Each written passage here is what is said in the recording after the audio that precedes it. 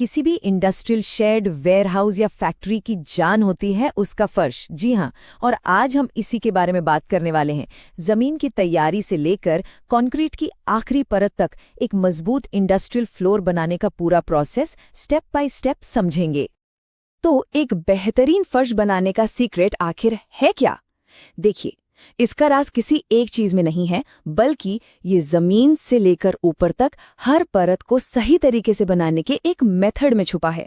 तो चलिए इस प्रोसेस में और गहराई से उतरते हैं। कोई भी काम शुरू करने से पहले उसका ब्लूप्रिंट समझना बहुत जरूरी है। स्क्रीन पर हमारे फर्श की पूरी बनावट है, नीचे नेचुरल मिट्टी से शुरू होकर ऊपर पीसीसी की लेयर तक।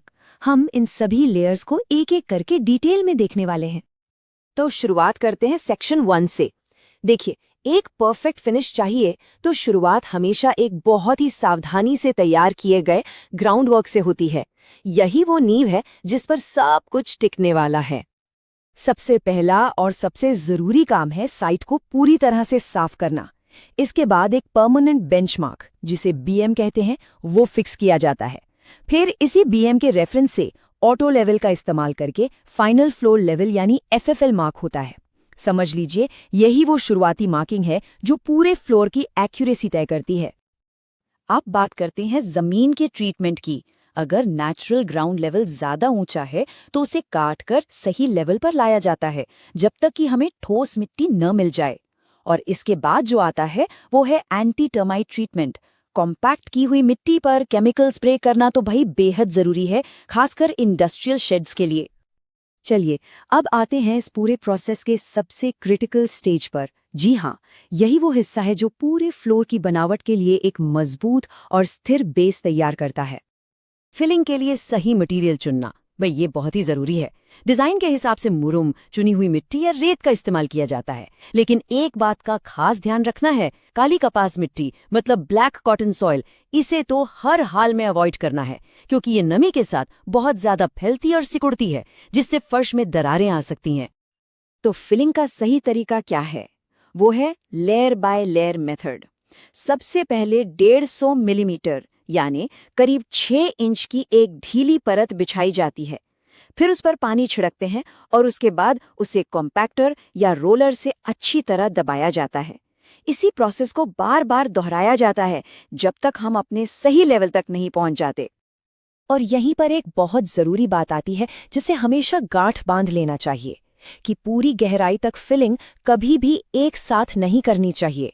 ये कंस्ट्रक्शन में होने वाली एक बहुत बड़ी और आम गलती है, जिससे बचना बहुत जरूरी है।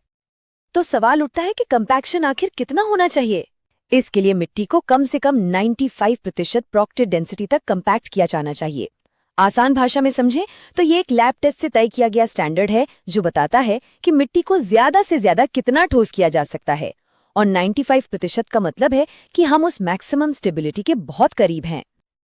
हाँ, अगर प्रोजेक्ट बड़ा है तो हमारी सलाह यही रहती है कि इस 95% के स्टैंडर्ड को वेरीफाई करने के लिए फील्ड डेंसिटी टेस्ट यानी एफडीटी जरूर करवाया जाए। ये एक क्वालिटी कंट्रोल चेक है जो काम की गुणवत्ता सुनिश्चित करता है। ठीक है, तो हमारा बेस तो तैयार हो गया। अब चलते हैं अगले सेक्शन पर। अब हम उन 2 परतों की बात करेंगे जो सिर्फ एक्स्ट्रा नहीं है, बल्कि फर्श के लिए एक जरूरी सुरक्षा कवच का काम करती हैं। तो कॉम्पैक्ट की हुई मिट्टी के ऊपर 50 से 75 mm मोटी रेत की एक परत बिछाई जाती है। इसे सैंड कुशन कहते हैं।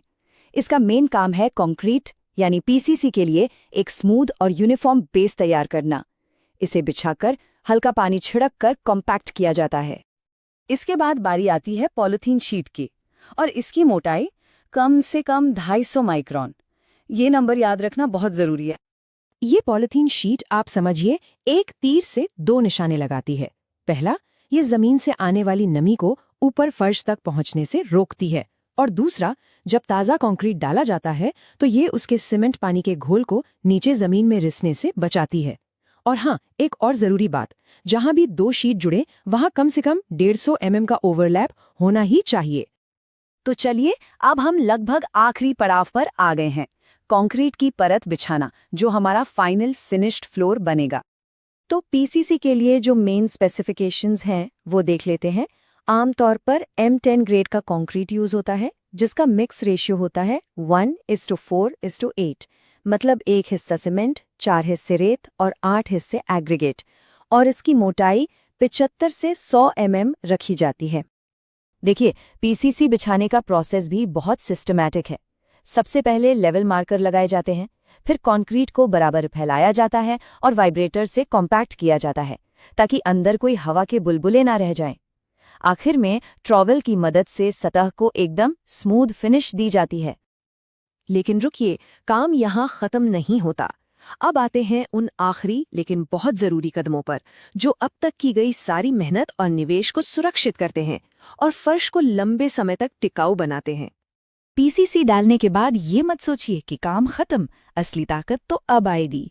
इसके लिए कम से कम 7 दिनों तक उसकी क्योरिंग यानी तराई करना बेहद जरूरी है। इसी केमिकल प्रोसेस से कंक्रीट को अपनी असली स्ट्रेंथ मिलती है। इसके लिए पानी भरकर रख सकते हैं या फिर गीली बोरियों का इस्तेमाल किया जा सकता है। और आखिर में कुछ प्रो टिप्स जो सालों के एक्सपीरियंस से आते हैं। पहला, बारिश में फिलिंग का काम ना करें। दूसरा, किनारों और कॉलम्स के पास हमेशा एक्स्ट्रा कंपैक्शन करें। तीसरा, पीसीसी डालने से ठीक पहले एक बार लेवल जरूर क्रॉस चेक कर लें। और हाँ, अगर फर्श पर बहुत भारी लोड आने वाला है तो पीसीसी के ऊपर एक आरसीसी या वीडीएफ फ्लोर की प्लानिंग जरूर करें। तो चलिए एक फटाफट रिकैप हो जाए पूरी प्रक्रिया का।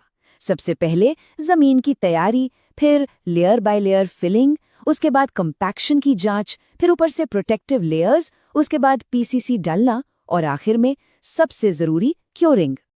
तो इस पूरी जानकारी के बाद सोचने वाली बात यह है कि किसी के भी अगले प्रोजेक्ट पर काम करते समय इस प्रोसेस में से कौन सी चीज पर सबसे ज्यादा ध्यान दिया जाएगा। क्योंकि देखिए, सही प्रोसेस फॉलो करने से सिर्फ एक मजबूत फर्श नहीं बनता, बल्कि लंबे समय में वक्त और पैसा दोनों की बचत होती है।